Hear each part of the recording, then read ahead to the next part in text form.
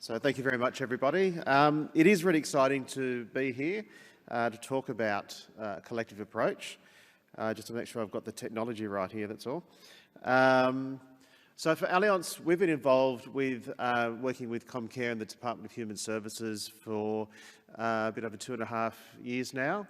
And I do think it's a really good example of how important it is to collaborate collectively on all aspects of improving outcomes for the worker, improving outcomes for the scheme, and making sure that we're actually helping people return to work and sustainably stay at work for a long period of time.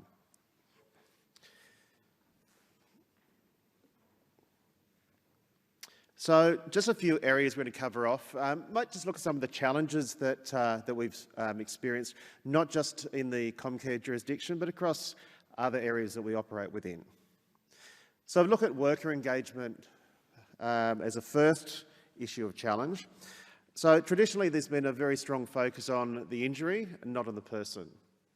So you start to depersonalise it when it's about the injury and not the person. And research has shown that if you really want to get somebody to be engaged and to help somebody recover, return to their pre-injury activities and return to work, then they need to be positively engaged. And you need to focus on them as a person, not just as an injury. The other thing you need to be careful of in this situation is, have you actually got the worker on board? Does the worker feel as though they've been brought into the process, or do they feel like they're just a passenger and they're having to do what they're told? And that leads on to the other challenge, process focus. So it's really good, you know, in an insurance environment, whether it's workers' comp or any other environment, to focus on process. And we're fantastic coming up with processes, whether it's the Commonwealth or the insurance environment. We love our process. And that's been a large downfall within the schemes across the country where there has been that strong focus on process. Luckily, that's a thing much, by and large, of the past. So most jurisdictions, we're seeing that focus on that people-centric design, making sure we are focusing on the person and not the process. But it is very much a challenge. It's easy to drop back into focusing on the process. The other thing for somebody trying to get back to health, back to work, is the operational silos. So, you know, a doctor, a GP is very focused on their patient, and they can just fall into that little silo, just worrying about their practice, looking at that person the way they present to them there and then. But are they talking about, and do they understand what is required in the workplace? Does the workplace actually understand the medical aspects of what the person's facing?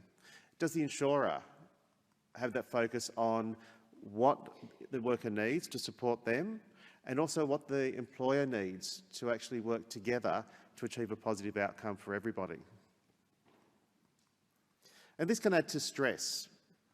And stress in any situation is going to prevent somebody from wanting to return to work, wanting to feel as though they should engage with the workplace, and therefore wanting to come back to a sustainable return to work. And just the last thing around the common challenges that I just want to touch on is occupational bonding. So what I'm talking about there is a situation where the worker actually feels that they can relate to their workplace. They have a working environment that's positive, that they feel that they are listened to and that they are valued. So therefore they have that bond, that connection with the workplace. So have a look at some of the collective benefits that we've identified. So increased worker engagement. To get that increased worker engagement, there needs to be role clarity, not just for what the employer or the insurer does or what the GP does or whoever the medical practitioner might be. It's also the role of the worker. The worker does have a role in helping their own recovery. So from Allianz's perspective, the worker is very much front and centre of actually helping return to their pre-injury state of health and returning to the workforce. So we don't want to see the worker as just being a passenger. There needs to be that collaboration from the regulators, the employers, the insurers and the medical fraternity to actually help that worker return to health.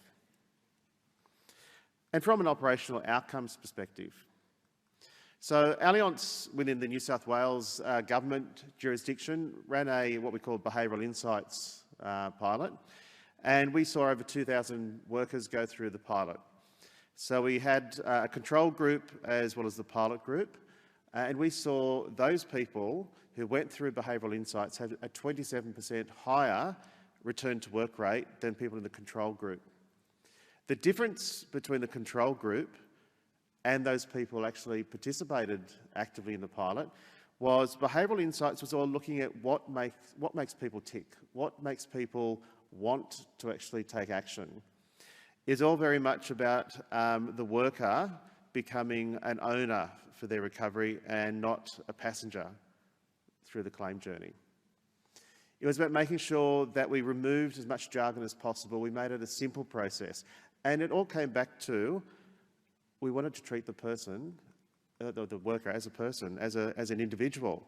But to do that, there was a lot of work that we had to do, both in the New South Wales jurisdiction and something we've covered across into our other jurisdictions, including in the Comcare scheme, is Allianz is not an island, cannot do anything by ourselves. So we sat down with, in New South Wales, the Department of Education, and in the Commonwealth jurisdiction with the Department of Human Services, to identify what practices, what documents we needed to have versus those documents, letters, whatever it might be, that adds to the process, that are just getting in the way. Because at the end of the day, to get those good operational outcomes, you need to have good communication. And that really is what comes down to it. So you need to make sure there's no confusing messaging. And the only way that's going to happen is if you do have that collaborative approach to what's the approach we're going to take? What documentation do we absolutely need to have? What's the messaging that we want to give both the worker and the treating doctor? Because if we just start to confuse the situation, then we're not actually going to be helping anybody in the process return back to health, back to life. And sustainable learnings, I mean, knowledge sharing really is key through the collaborative approach. I don't know how you can collaborate without sharing information. So sometimes it's good information, sometimes it's bad information, but it's really so we can actually have a discussion and see where we need to be, where we need to work together to improve what our approach is so we actually can support that worker in returning to health. And of course, if we're sharing knowledge and we're not just keeping it to ourselves, it is going to improve outcomes for the scheme as a whole.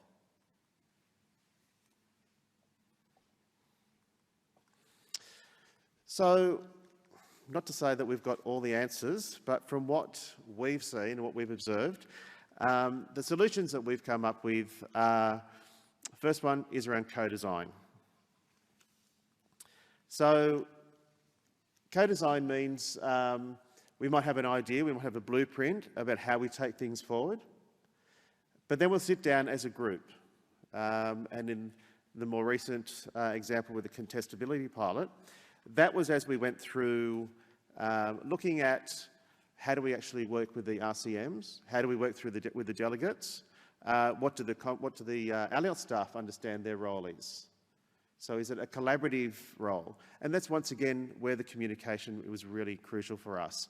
So the amount of conversations that we've had between Department of Human Services and Allianz has been phenomenal through the process, and it's been great. With both organisations, I think, have learnt a lot through that process from each other. Whilst we've got good experience working with state government jurisdictions, it's not the same in the Commonwealth. You can't just assume, obviously, that working in a New South Wales or Victorian jurisdiction translates readily across into a Commonwealth jurisdiction. So we need to listen to both what Comcare and DHS had to tell us, and we work together what those processes, those practices, what the approach was going to be on what was the role of the RCM moving forward in the contestability pilot. How do my case managers work best with the RCMs? So we actually do have that sharing of knowledge and how we can improve practice. So I spoke about role clarity. So it's quite easy. We could have fallen into the trap of my case managers just talking to the worker, talking to the GP, having our own agenda, pushing ahead, not really worrying about anything else was happening with the worker, the workplace. We don't know, or we don't set the rules about what's happening in the work environment. But obviously that's not going to work. So we had to make sure that, once again, it was clear what was the RCM, when were they going to actually have that conversation with the worker, when were they going to have the conversation, and how are they going to have the conversation with the treating health professional. Where do the Allianz case managers come into that process? So we need to make sure we're actually complementing each other, not working in conflict or creating confusion both with the worker and also with the GP, physio, whatever that provider might have been.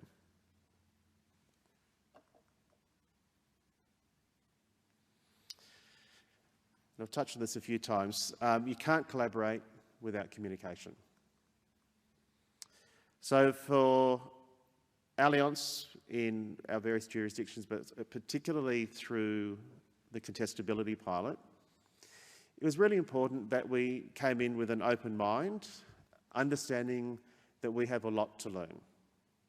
So we've spent from February 2016 through to now trying to understand how we can actually work together with DHS and with Comcare to achieve those strong results. We need to understand the business objectives that DHS has as an organisation. What are the challenges that are facing DHS as an organisation from a business strategy perspective or a business objectives perspective? Because anything that we do needs to complement what the department is doing and what Comcare is doing. It should not sit as a silo approach. And with the worker as well. The whole point of doing this is to make sure that the worker feels that they're being valued and that the worker is at the heart of everything that we're doing. So communication is really important there as well. So the Allianz case manager can sit with the DHS RCM and understand where the situation is, where the worker's up to, what strategies, what direction we think is best from a medical treatment perspective, etc. And that's great. But you still need to talk to the worker. You still need to explain and educate and ask the worker how they're feeling. So the biopsychosocial aspects of managing a claim are just as important as understanding where you want to actually go. So it's great to have a goal, but you need to have a roadmap that's actually taking into consideration all the different factors that are facing the worker. So what's their support mechanism like at home? What's their relationship like, going back to the relationship with the workplace? What's their relationship like with their immediate supervisor or manager? Because all of those things factor into whether that worker is prepared to work together to actually help return to work, return to health. And one of the other important factors in that process for Allianz and DHS was employing natural justice through that process. So we actually shared whatever information we had with the worker. We made it very clear to the worker why we were going to make a decision in a certain way, whether it was agreeing to the medical treatment or not agreeing to the medical treatment that's been recommended or asked for. Spelling out in quite some detail and having a conversation with them as to why we feel it should be, the decision should be made a certain way, but then giving them the opportunity to come back to us to say, well, you haven't taken into consideration X, Y, and Z. And actually having a meaningful two-way conversation. It's not just about us as Allianz or DHS, just directing the worker what you should be looking at and what you should be doing. So I've spent a bit of time on communication because it is key to the whole collaboration process and to achieving those outcomes. And the fourth step in our solution was strategic reviews. So it's really important that you have an endpoint based on evidence where you would like to see the worker return to health, or as much as possible return to their pre-injury status. But you need to have a set of milestones through the journey with the claim. There needs to be reviewed, and the worker, the employer, the insurer, and the various medical practitioners that are involved should all be part of that process, because the inputs from each of those people are important in making sure we're making an informed decision, and that there's an open dialogue between all the different parties about the direction that's been taken on the claim, or why perhaps we've overlooked something or not made a decision in the full knowledge of what might be happening with the worker's personal situation. So case conferences held on a regular basis are a great way to make sure that we're actually looking at the milestones through the journey of the claim to make sure it's on track. Because whilst we set an objective at the beginning of the claim, it doesn't mean it's going to stay there that way the whole time, because new situations might come in, new information might come in, the worker's personal situation may change, which may positively or negatively impact on their willingness and readiness to return to work. At a higher level as well, so that's looking at the individual claim, but we also need to look at claim types or different areas within the department. So there might be geographical impact, a reshuffle of leadership personnel that we need to take into consideration, because that might actually filter through to some differences in interpersonal relationships, and that will clearly have an impact on the worker actually wanting to return to work. Positively or negatively, but it's something that you can't just ignore. So once again, you need to look at, okay, if the department, and not just with DHS, could be health, could be anybody in the Commonwealth or state organisations, that you look at a portfolio level, not just the individual as well.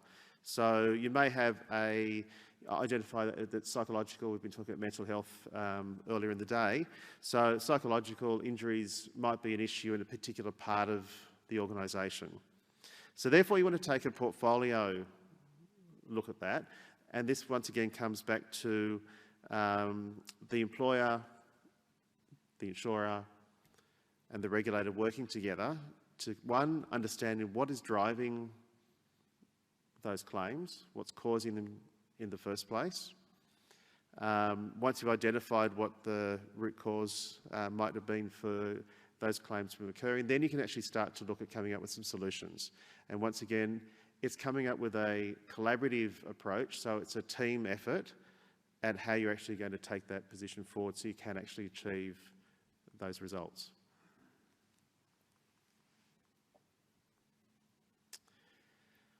I didn't want to be the only person speaking, so I'm going to be joined on stage by Carl Princehorn, National Manager from Department of Human Services, who's going to walk us through a real case study.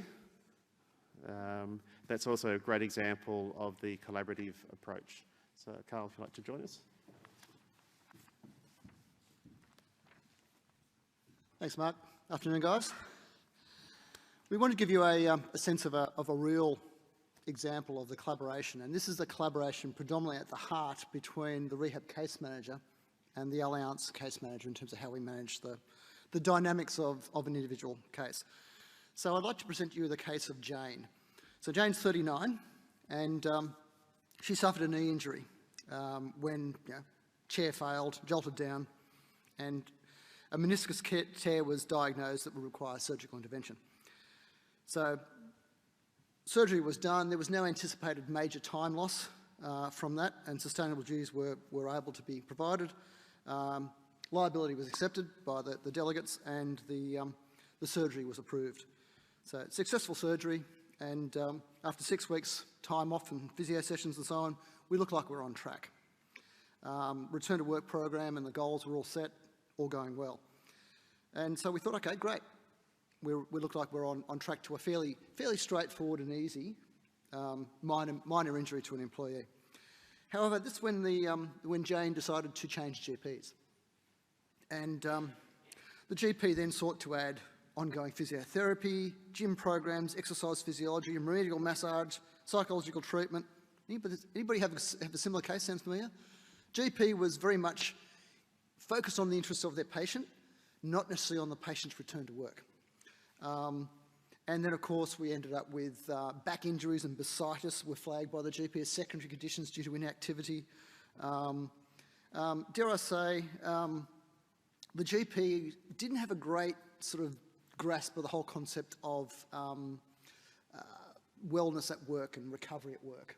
So the whole health benefits of work thing, I think it has escaped this GP. And so for the next year, with the support of the GP, the employee, Jane, undertook a whole range of different therapies. And however, each time we thought we were almost there, she'd end treatment with the support of the GP, grab a new provider, and there'd be further treatments and further issues coming up. So we thought, okay, how are we going to crack this one? And this is where our collaboration with Allianz became key here. So we thought, well, the interaction between the RCM and the employee and the treating doctor in itself wasn't getting us to quite the buy-in and quite the leverage. So we invited Allianz as part of an initial pilot into this space to try and see, okay, if we bring both Allianz with their broader perspective on the industry and some of the treatment protocols together with our RCM and have a joint and collaborative approach to, okay, what are the outcomes we're trying to achieve? What are the core issues for the employer and the employee? And more importantly, then try and work collaboratively but also consistently with both the employee and their treaters to try and get the right outcome. So we did a lot of work to try and work through the barriers and all this. There was a lot of consistency in the messaging we were driving and a lot of inter-stakeholder support to try and get the messages. Did that solve it straight up? No. Not with this GP, not with this employee, trust me. However, dare I say persistence, but also consistency pays off here. So through our consistent messaging and the fact that we were a collective unit in terms of how we engaged with both the GP and the employee, every barrier that was raised as we went through, because there was always another barrier coming up, we were able to break down and break through with good discussions and keep bringing both the GP and the employee back to the first principles of what we're really trying to achieve here. Because often, and you guys have seen it in some of your cases as well, often the GP loses track of what we're really here to do, which is get the employee back to work. And ideally back to and recovering at work as opposed to being, having to be completely well before they return to work. And so we end up getting there. So despite ongoing delays and appointments and so on, we got to the point where we were able to return this employee to work with the support of the GP, which, as you guys know as well as I do, if you don't have the support of the GP, things can go pear-shaped if you get them back to work. And the core thing there was it was about the transparent sharing of ideas and perspectives, both with ourselves and Allianz, but also with the employee and the GP and all the other treaters in the mix that the two of them seem to come up with out of the woodwork, that was able to get us to the successful return to work, and dare I say that's been a sustainable return to work. And I can thankfully say that that's not an isolated case. We're actually seeing the gains here. And the power of this, particularly in the Comcare scheme, and with the relationship we've got through the claims pilot we're just about finalised, is the fact that we can actually very closely marry the claims management experience and the rehab experience together, which is where the power really is.